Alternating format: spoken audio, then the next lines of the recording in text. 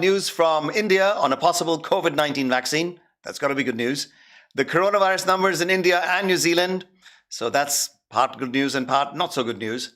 Fiji's Bula bubble for billionaires, i.e., BBB. Some of my friends went LOL. What's the likelihood it'll work?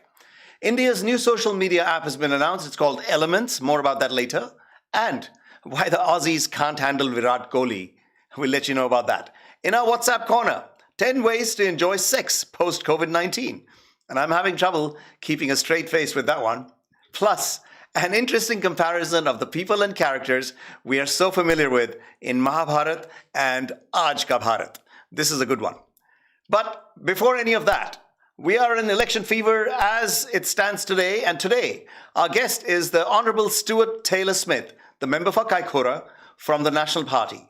He has been a member of the House of Representatives for the Kaikoura electorate since 2014. Before entering Parliament, he was a spokesperson. Before entering Parliament, he was a Marlborough grape grower and chairman of the New Zealand Wine Growers Association. And he is the party spokesperson for immigration and viticulture. Welcome on the show, Stuart. How are you doing today? Yeah, sorry about that messed up introduction. I'll blame it on technology. So, you've established a pretty good track record for being very active in your electorate and also on the national stage. How demanding is it to keep Kaikoura buzzing after almost 6 years in the seat as the MP for Kaikoura? Right?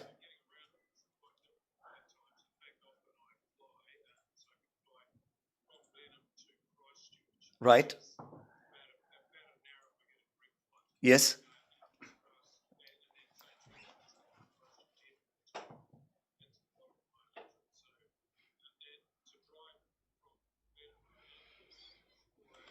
Mm-hmm. Mm-hmm.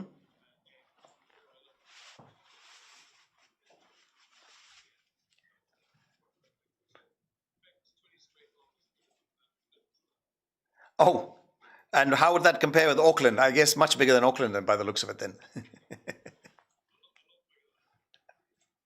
So I guess your challenge is not so much the fact that there's the population density isn't that big, but they're spread so wide that to try and keep in touch with everybody would be really hard.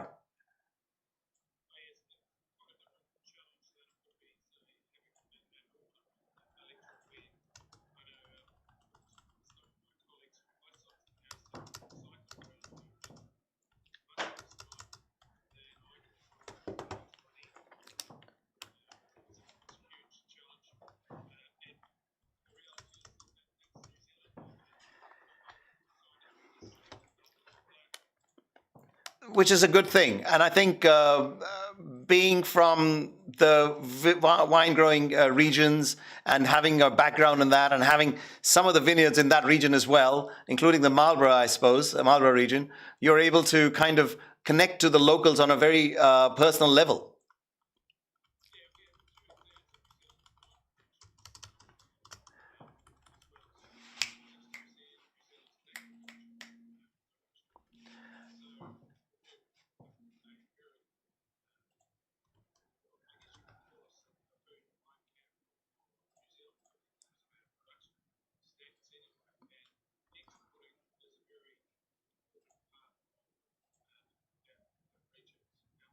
Yes.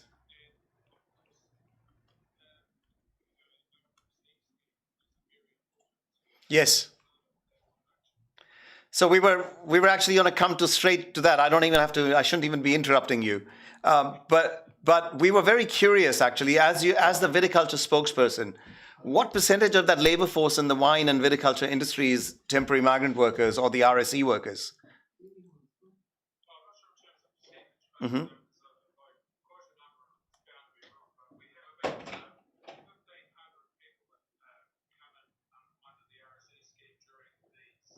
Yes.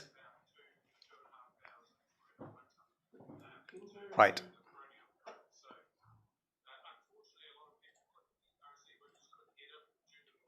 Hmm.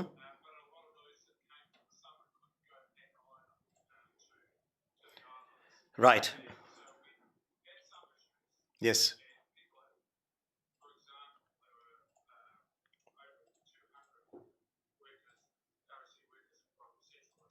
Hmm.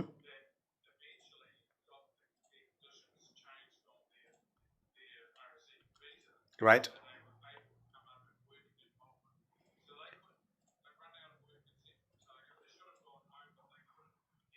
So you move them elsewhere.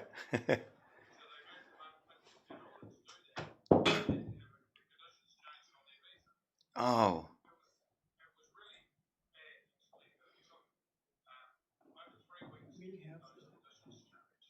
Hmm.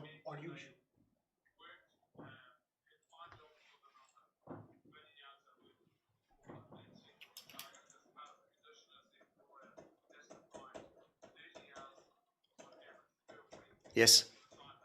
Yes.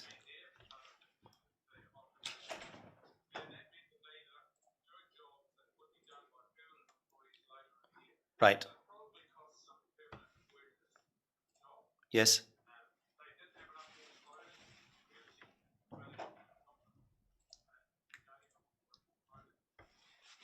Yes.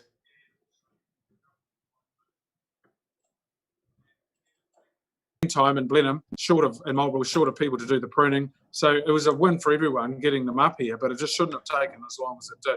And it's unforgivable. I don't believe there's any So reason why Immigration New I'm going Zealand to should have interrupt you for allowed a that to second. There happen. seems to be an issue with the audio. I'm going to just check with my producer if there's some help on board.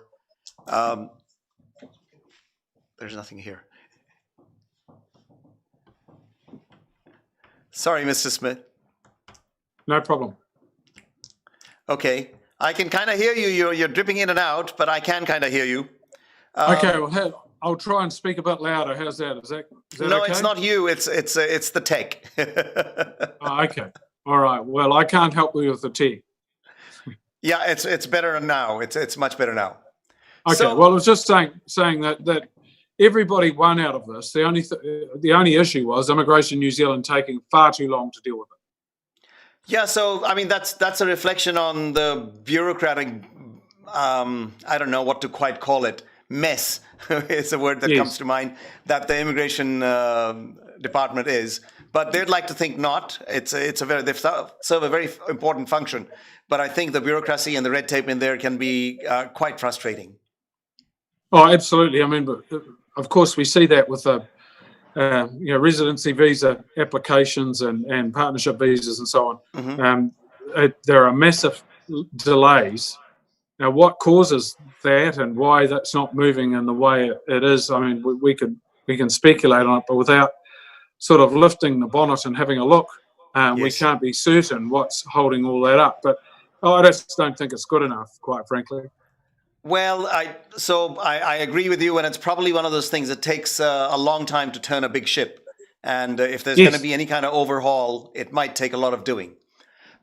So just from a perspective of being able to get your head around this, the seasonal workers, the migrant workers, would you say the need for them and the contribution as temporary migrant workers in the wine industry is paramount to the survival of the wine industry? Oh, absolutely. Yes, it is. They So- make a significant contribution Yes. to the production of our wine, but on top of that, the benefit or the co-benefit is to their local economies as well, and so it's a very important part of the Pacific Island community's economy. And I've had the privilege of going to the Solomon Islands and to Vanuatu to actually look at the benefit at that end of the whole arrangement, and it is a two-way street, and that's great. We want a win-win situation if we can possibly have it. So that's a very good segue for us to maybe move on to the immigration side of things. You still have the shadow immigration spokesperson role in the party post the reshuffle that happened with Todd Miller's leadership coup, if we can call it that. What, in your view, is it in your experience that kind of lends you to being good at the job as the immigration spokesperson? Well, whether I'm good or not, I think I'll leave that assessment to others. But the my experience here in the wine industry, obviously workers, is helpful. On top of that, we have, of course, as everywhere else in New Zealand, so Hamner Springs and Kaikoura itself are tourism towns, and they rely heavily on migrant labour. So, Yes, people that are here on temporary visas, and I don't think you'll find anywhere in provincial New Zealand, let alone the urban centres, that don't have a significant number of migrant workers in their communities. And for the most part, they are welcome additions to the communities, and generally they get involved in the community. They make it their own. And so that contribution is something that should be acknowledged and treasured, really. And ultimately, we're all migrants. Everyone who lives in New Zealand has ancestors, and not that many generations ago, that actually were migrants themselves. Yeah, very true. So if we were to look at the whole issue of migration, and I think the National Party probably isn't that different from Labour in terms of how they are pursuing the new immigration outlook. I won't call it a policy at this point. Would it be fair to say that post the 2017 election, where housing shortages kind of exacerbated the immigration scenario and it became a key issue, and it almost put a full stop to immigration number increases? Do you think the same way the COVID-19 is going to put a dampener on any increase in immigration numbers? And what does National want to do moving forward? Well, I think the migration, COVID-19 is going to have some impact on everything. And quite what that's going to look like, I don't think anyone knows yet, because we don't know when we're going to have free movement of people across our borders. And be a brave person to put a date on when that's going to be like it used to be, if it ever is like it used to be. But from national, so if you can't put a crystal ball kind of thinking on, then how do you think the national policy regarding immigration is going to be any different from Labour, or does it even need to be? Well, I'm concerned about our position. I'm not too concerned about Labour's. What I think the difference between National and Labour, for a start off, putting policy aside for a moment, would be the delivery of the management of Immigration New Zealand. I'm not blaming the bureaucrats for a moment.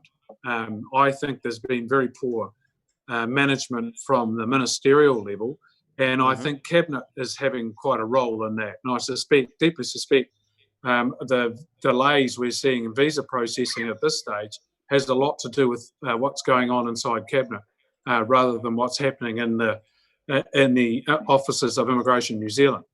But that aside, so you're saying they can't move because Cabinet is not able to put a pin on the policy that they would like to roll out, and I guess they're also having to deal with the uncertainty of COVID-19, and therefore it's all kind of quagmired. I think there's disagreements in Cabinet. I think that's slowing things down considerably. Right. But putting all that aside, National's view is that we recognise the value of migration from a social or an economic, a social, and a cultural perspective. We know and understand that businesses do have needs for skills, and the businesses would include the DHBs, right through to small and medium-sized businesses in New Zealand, from the largest to the smallest. We have skills that are required that we don't have Kiwis to fill, and so migration plays an important part of that. Migration will always be about Kiwis first. Migration is for the benefit of New Zealand. By happy accident, that's also good for the migrants that want to come here. But it has to be about New Zealand first, and getting that right for Kiwis and getting a good outcome for them. Of course, when we do bring migrants in, we want to be a good host. That's just good manners. But that's certainly not happening at the moment. Sorry for interjecting, but that's certainly not happening, especially with the temporary migrant workers who are either stuck offshore or they have had to do this variation of conditions, which should have been just fast-tracked. Take the red take all of that bureaucracy out and help the New Zealand businesses survive and help these people who are stuck, help them survive. But I guess in the final outcome, will migrant lives actually matter in the post-COVID-19 policy lottery that's likely to come out of either party? And in your case, you don't really worry about labor. So in your party, will migrant lives actually matter? Will you be able to assist them to be able to get them to just have a decent life while they are stuck here as a result of these crises? Well, all lives matter, and firstly, but I think that some matter more and others don't matter enough. well, It should be look, beyond mattering, actually. Well, I think that this whole issue with getting exceptions to cross the border is they're tangling themselves up, worrying about who they're going to allow to cross the border. What they should be worrying about and putting all their energy into is ensuring what they do at the border, how they quarantine and test and ensure that, yes, there will be people across the border that have COVID-19. We just need them to be quarantined, tracked and traced so that we don't have more outbreaks in the community of the disease. But we have people out there that have very good reasons to be here. And it seems crazy to me that there is a business I know that requires 2 people to cross the border to commission some machinery, and 9 jobs rely on that machinery being commissioned. And that hasn't happened to date. We can't get those 2 people across the border, yet we can get a nanny for the Avatar movie crew. Now, that doesn't make sense. That one's been a very interesting exception to the rule. Well, look, I've got nothing against Avatar, and it's fantastic. But we've got people making qualitative decisions about who crosses the border, rather than actually just getting the processes in place and getting the people that are needed into New Zealand. And I think a business that has 9 jobs hanging in the balance, waiting for 2 people to come in and commission that machinery, absolutely should have those people come in. So would you have done things differently, given the border situation, given the way COVID-19 has been handled? Would you have done things differently from a national? If national was in power, would they have done things differently? At the beginning, I don't know. But at this stage, absolutely. I think they've been very slow to act. I mean, it's easy to criticise, and things happen and change as you go along. I think the problem is that they've had a problem and they haven't followed through on it. And this has been their part for their course, really, where they make an announcement, and the Prime Minister's classic at this. She makes an announcement, thinks it's all done and walks away. Job done. That's not the job done. You have to follow up. You have to push. You have to ask questions. Things have to be done. They won't be done unless the message from the top is, I want it done on Friday, and if it's not done on Friday, the minister loses their job. You know, the reality is that this requires management, and that has been sadly lacking. So the particular ministerial head you want is Mr. Clark's? Well, Mr. Clark's ministerial head has finally arrived on a platter, but it took a long time. Yes. You know, it just comes down to management at the border, getting your ducks lined up. It seems to me that they've now gotten to a position where they don't know how they're going to get out of it. They had no plan to go in because we kept asking and they didn't have one. They didn't know what they were going to do to go up the levels. Now we don't know what criteria had to be met to go down the levels. And now we're at level 1. What criteria is there going to be to progressively open the border? No one says open the border tomorrow.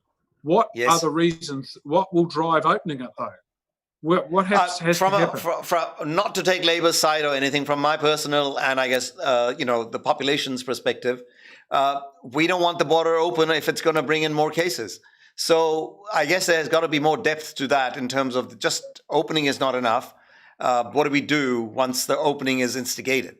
Because as we've seen, there's been 20 odd cases in the last few days that came out. And we really don't want that because it could end up shutting the economy down all over again. And then we'd be in the soup. Well, quite right. But that's the point. You don't think about that after they've come in. You think about it before.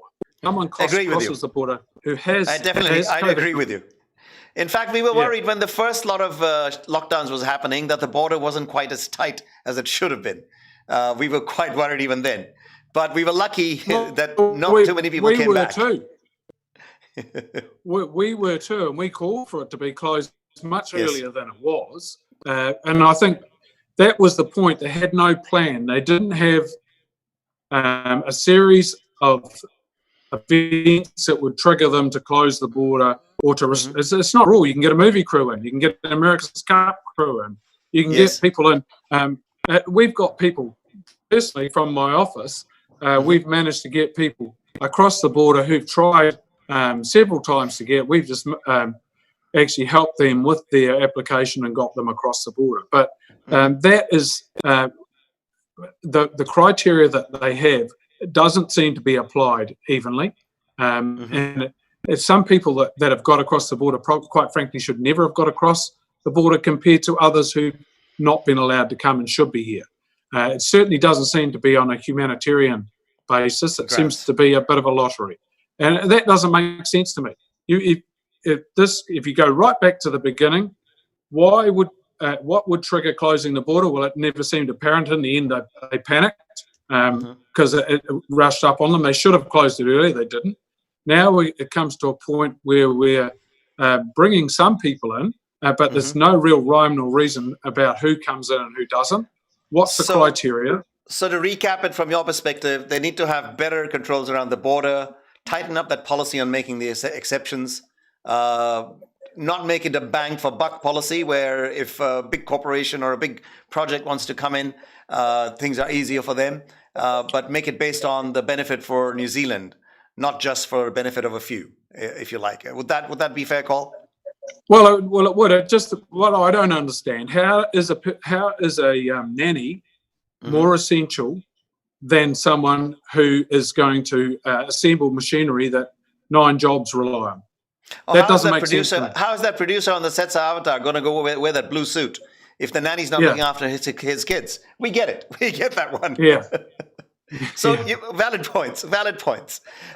So just segueing away from the border issue, because I think that's it's an evolving scenario, and if Labour is not careful, it could cost them points in the election or worse. What about your personal electorate? Are you quite comfortable of holding on to it this coming election? Well, no, it'd be foolish to take anything for granted.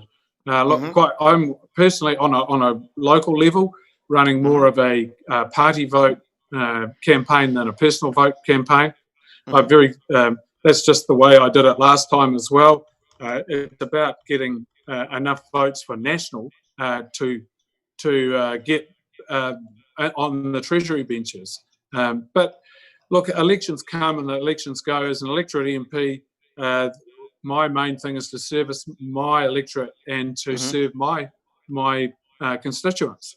Yes. And some of my constituents are not necessarily on the electoral roll. You know, they can be someone on a temporary visa. I still do my best to help them.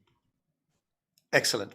So good luck with the coming elections. And we thank you for coming on our show today and getting into an exhaustive debate about immigration and closed borders and open borders. And we hope that you can get around and see all the electorate members, if you possibly can, touch base with each and every one of them, which is probably going to be too hard. But the best wishes, and we look forward to being able to speak to you again in the near future. Well, thank you very much, and apologies for the bit of a cross wires, I guess, at the beginning. That's fine. Today has been one of those days where technology, timing, and anything else starting with a T is giving trouble. Well, fortunately, my name starts with S, so I didn't give you any trouble. Just before T, you made it in the nick of time. Excellent. Right. Thank you very much, and have a great Pleasure. Sunday, what's left of it. Thank you. You too. Awesome. Bye-bye. Thank you very much. So, without further ado, what we'd like to do is also thank our sponsors, without which this program would not be possible. We'd like to thank Business Launchpad, who are the chartered accountants who can assist business owners with new business setups, annual accounting and tax compliance, business plans, cash flows, and forecasts, IRD tax problems in particular, property tax matters, and accounting tax and business services all under one roof. Now, if you're struggling to pay your taxes or are in trouble with the IRD, you need to contact Business Launchpad CA. They can negotiate with the IRD on your behalf and provide you with options that are suitable to your needs, and that will save you interest and penalties charged by the IRD. So that's got to be good news. If you want to contact them, you can call them on 09 520 1515. That number is 09 520 1515. Or you can visit them on their website with lots more information available there on www.bizlaunchpad.co.nz. That's bizlaunchpad.co.nz. So, to continue with our show for this afternoon, first of all, let me apologize for delays and the fact that we are having some technical issues, and those technical issues seem to be creating trouble even when we don't want them there. I may have to switch from my talking straight to the teleprompter to my laptop in order to give you the rest of today's show. I'm going to ask my producer to see if he can actually fix the teleprompter in the meantime. So, without further ado, on the next leg of the program, let's get to some news from India in terms of the coronavirus numbers. They're still on the increase, even though WHO has praised India's testing regime rollout. So, what is the current count? 648,000 plus cases are confirmed. About 394,000 are recovered. And India has registered 18,655 deaths. Yesterday, over 22,000 cases were added across India. So that's not behaving very well in terms of the news coming out of there. But I guess it's a big country with a big population, and those numbers are likely to keep increasing over time until we hit some kind of a slowdown, either from the social distancing or from some kind of a vaccine that they're going to be looking at instigating.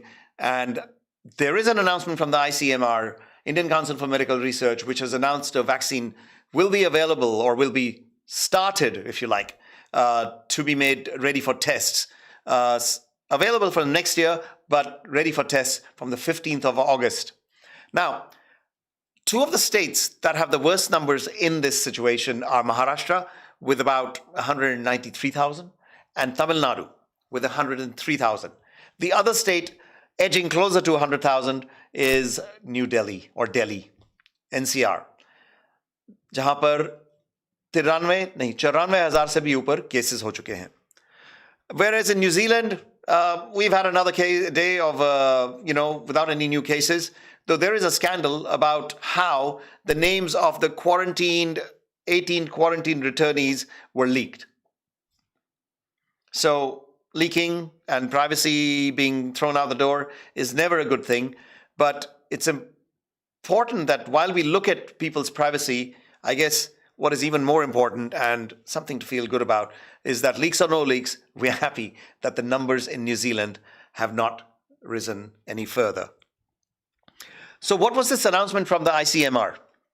So ICMR ने कहा है कि corona vaccine बनाने के लिए वो लोग fast track trial करने जा रहे हैं, और वहाँ पर CSIR, CCMB, ये भी एक गवर्नमेंट डिपार्टमेंट है, उनके एक वरिष्ठ अधिकारी ने कहा कि वैक्सीन बनाने के लिए क्लिनिकल ट्रायल तो करने पड़ते ही हैं, और ग्लोबल रिक्वायरमेंट्स जो हैं उनका भी ख्याल रखना पड़ेगा. तो 15 अगस्त को अनाउंस कर रहे हैं कि हम लोग इस वैक्सीन का जो है टीका बनाने के जो है दावे का जो अनाउंसमेंट किया गया है उस पर सवाल भी उठने शुरू हो गए हैं. ICMR ने कहा कि अंतर्राष्ट्रीय मानकों का ध्यान रखकर तैयारी होगी वैक्सीन की, और उसके अलावा कोरोना वायरस बनाने के लिए दुनिया भर में जो एक होड़ सी चल रही है, कई देश इस होड़ में लगे हुए हैं. और अगर आप देखेंगे तो अमेरिका ने भी एक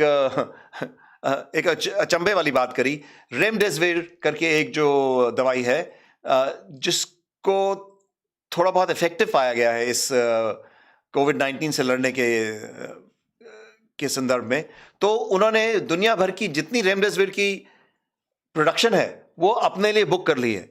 तो इंडिया के लिए ये बहुत जरूरी हो जाता है कि इंडिया भी अपनी वैक्सीन बनाने के लिए खुद पे आत्मनिर्भर हो जाए। तो न्यूज़ तो अच्छी है, लेकिन can we do it at the cost of putting human safety at risk? We definitely can't. So ICMR, the very next day, it came out with this other reply to this thing कि ये तेजी से क्यों हो रहा है और कैसे हो रहा है और इतनी जल्दी कैसे हो जाएगा, आप लोग इंसानों की जान के बारे में क्यों नहीं सोच रहे, क्या सोच रहे हैं? तो उनका कहना ये था कि we are doing it in a fast track method, जिसमें फास्ट ट्रैक में क्या होता है कि if you are doing trials on animals and later on doing trials on humans, right now they will do them at the same time. So the trials are continuing on the humans as well as the animals. So that way the time taken will be less. But as far as the actual vaccine being available, टीका जो लोगों तक पहुंच सके, वो जब तक available होने की जो बात है, उसमें अभी भी लगता है कि 1 साल लग सकेगा. Now, moving on to other things. Let me talk to my producer and see if we have any result on the teleprompter, sir. So we are having a very interesting technocratic day. Let's see कि अगर नहीं भी हो पाएगा तो मैं आपके लिए जो खबरें हैं अपने लैपटॉप से लाता रहूंगा. चलने से पहले, आज के कार्यक्रम को शुरू करने से पहले हमने आपसे 2-3 बातें करनी थी ऐसे, जिसमें थोड़ा लाइट हार्टेड टेक था एक तरह से. तो एक तो था कि 10 ways to enjoy sex in the COVID-19 world, and definitely stay on for that because we'll be coming to that. I'm still trying to keep a straight face, and at the same time we also had a Mahabharat और भारत दोनों के समय में जाने माने नामों की तुलना, उसकी भी तुलना जो करेंगे मेरे व्हाट्सएप कॉर्नर में आने वाला है, उसके लिए भी आप साथ देते रहेगा. So, moving on to cricket, which is also a little bit of lightheartedness, I think, even though it's a very important and passionate factor for all of us. क्योंकि cricket जहाँ तक है, वहाँ तक we are all very, very passionate about it. So, let's talk about Virat Kohli's sledge wedge. What is that about? So, Bharat ने Australia के खिलाफ इस साल के अंत में टेस्ट सीरीज खेलनी है ऑस्ट्रेलिया के साथ. Fingers crossed कि वो टेस्ट सीरीज आएगी भी, और लगता है कि हमारे जो टेक्नोलॉजी है उसमें कुछ ना कुछ बढ़ोतरी आने का या ठीक होने की आशंका सी हो रही है मुझे. मेरे प्रोड्यूसर मुझे बताने की कोशिश कर रहे हैं कि we will be back online in a second, and there we are back online. So what is this story to do with Virat Kohli sledge veg?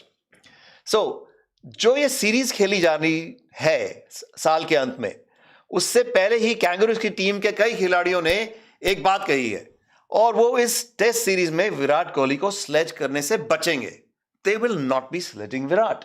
What is the reason for that? क्या विराट उन पे हावी हो जाता है या विराट उनसे बेहतर स्लेजिंग कर सकता है? नहीं, शायद ये सब नहीं है, लेकिन उन सब का मानना है कि विराट के छेड़ने पर वो और ज्यादा घातक हो जाते हैं और उनका प्रदर्शन बेहतरीन हो जाता है. So if you sledge him, he plays a lot better. So they are being very careful now. They don't want to sledge him. अब इस टीम के तेज गेंदबाज हैं जॉश हेजलवुड. तो उन्होंने भी कहा कि उनकी टीम विराट कोहली के बल्लेबाजी के दौरान उनसे भिड़ने से बचने की बात करेगी, और ये जो भी स्लेजिंग वेजिंग होती थी नहीं करेगी.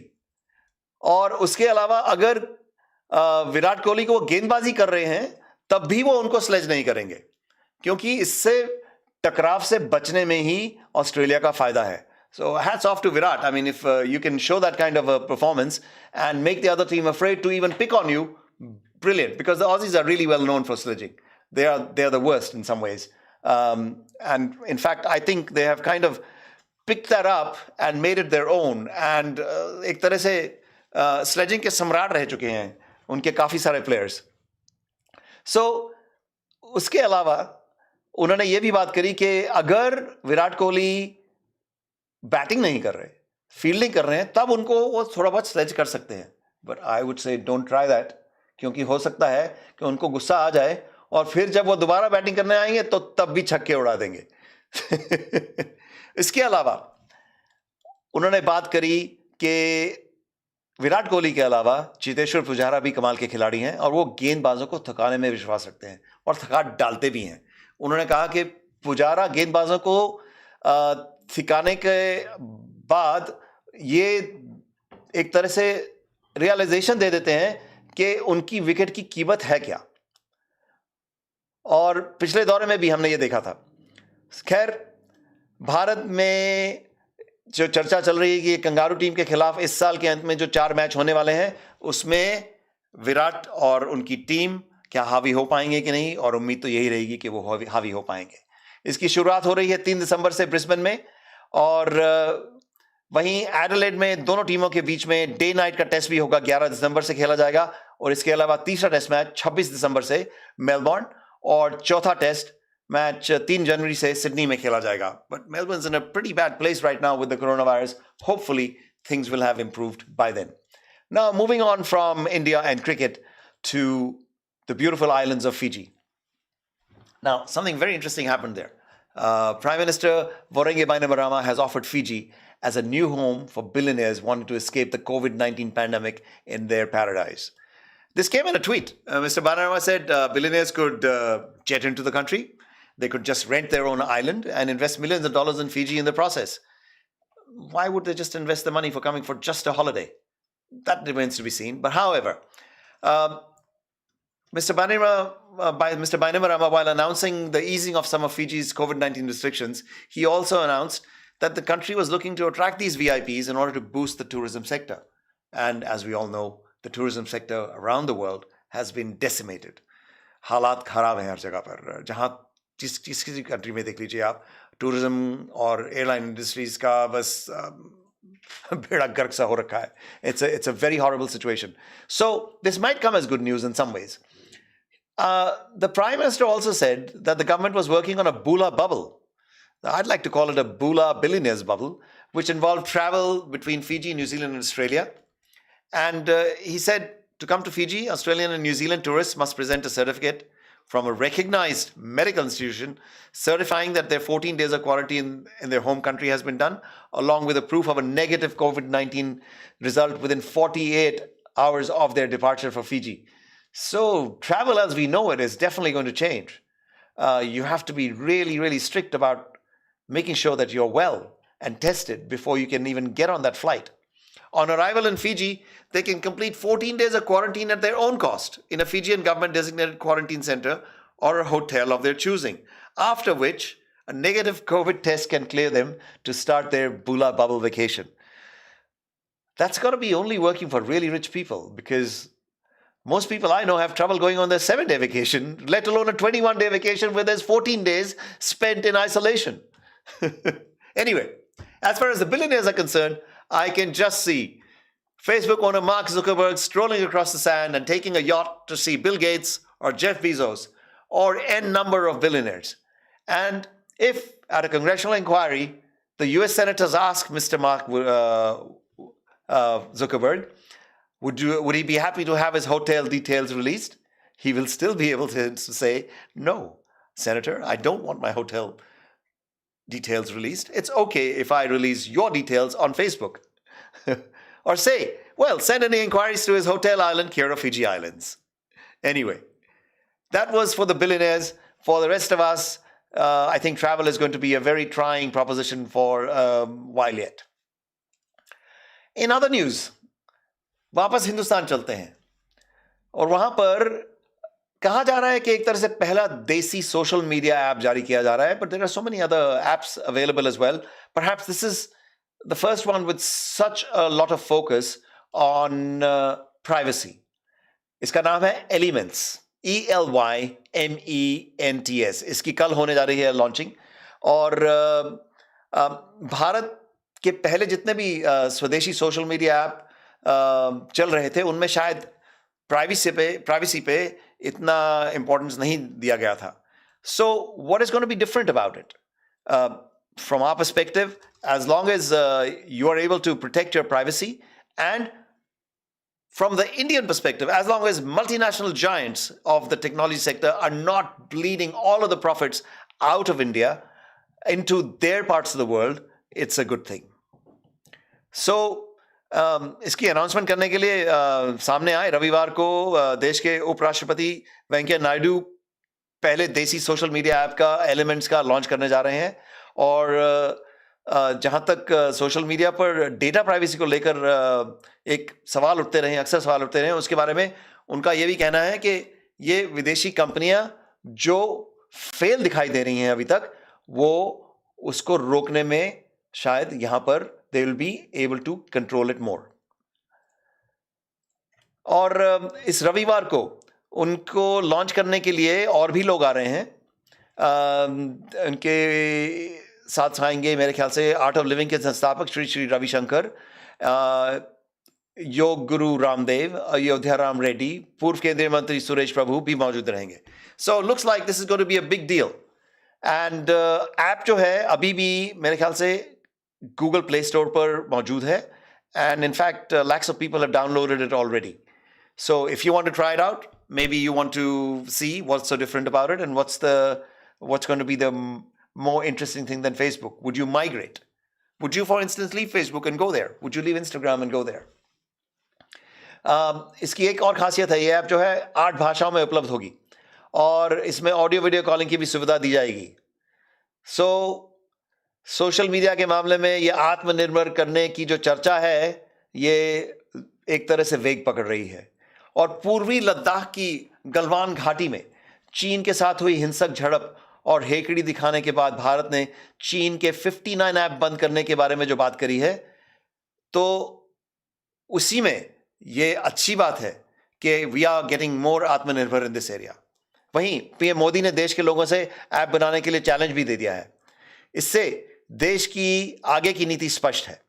भारत दुनिया के लिए सोशल मीडिया और तकनीक के मामले में भी बड़ा बाजार है. इसका फायदा भारत भी उठा सकता है. So all the best wishes. And to move on from slightly light hearted to very light hearted from our WhatsApp shares corner, let's look at Bharat और महाभारत. अब आप लोग इसमें से कुछ एग्री करेंगे, कुछ नहीं करेंगे, और मैं ये भी बोल दूं कि ये मेरे ओपिनियन नहीं है, ना ही इंडियन वीकेंडर के हैं. But they are very interesting. Duryodhan और राहुल गांधी, महाभारत और Bharat, they are seen both without talent but yet wanted to be rulers on the principle of birthright. The next two on the calling card, Bhishma and Advani, they were never crowned. They got respect and yet became helpless at the end of their lives. उसके अलावा अर्जुन और नरेंद्र मोदी की भी तुलना कर रहे हैं. Both are talented. They reached the highest position due to being on the side of dharma, but realize how difficult it is to follow and practice. After that, तुलना है करण और Manmohan Singh ji. Both are intelligent, but never reached anywhere being on the side of adharma. Have to find that one funny. Now, Shakuni and Kejriwal, both never fought a war. They just played dirty tricks. But how does Kejriwal manage to get re-elected with majorities in Delhi? सोचने वाली बात है. Then Dhrishtarashtra and Sonia are also compared. They're saying both were blind for love and for the love of their sons in particular. And last but not least, they're comparing Lord Krishna and APJ Abdul Kalam. He said, we celebrate both of them, but do not follow what they taught and preached. This is the Mahabharat and आज का भारत. आपके अगर कोई और comparisons हैं तो आप हमें लिख के भेज सकते हैं. You can post it on the Facebook feed, or you can send it to editor at indianweekender.co.nz. Now, last but not least, the 10 ways to enjoy sex in the age of coronavirus. I knew you would check in about this. Now that I have got your attention, just a reminder, wash your hands several times a day and sanitize whatever is touched or brought from outside, and wear a mask whenever you go out. Stay safe. आप सब अपना ख्याल रखें, जहां भी हैं, safe रहें, स्वस्थ रहें. I'm your host Ajay Vasish with Weekender on Sunday. I will see you next Sunday in Aotearoa, अभी भी the safest country दुनिया भर में. Kia ora, salam, namaste, sat sri akal. Till next time.